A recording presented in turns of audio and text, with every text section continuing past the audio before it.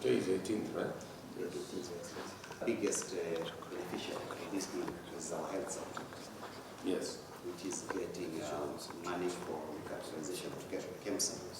That's 1.5 billion. Very good.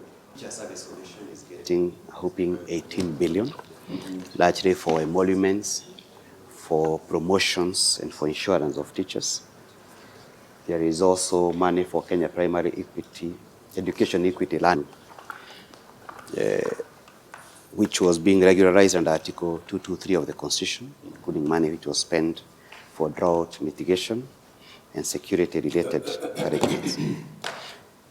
Your Excellency,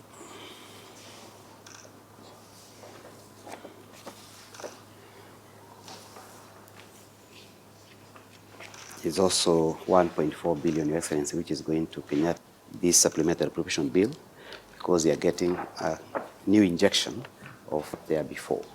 There's also some 50 million, which is going towards the Kenya Judiciary Training Academy to first. To the Attorney General for publication into law. To the Cabinet Secretary for National Treasury and Economic Planning for the implementation of the supplementary estimates. Make sure I go. Asante sana. Hapo mwingine ni kiongozi. Very good.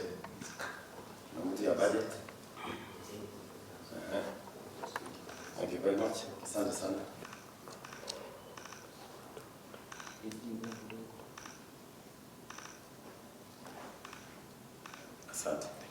This state ceremony is convened pursuant to Article 115 of the Constitution for the President of the Constitution, as well as to allocate additions. Once Your Excellency assents to the bill, then allocations required to address various financial gaps in the sector through the support for the competent Ruto Taifa Care, including the capitalization of KEMSA in terms. The bill also provides a boost to the security sector, with the National Assembly having discharged its mandate in the legislative process.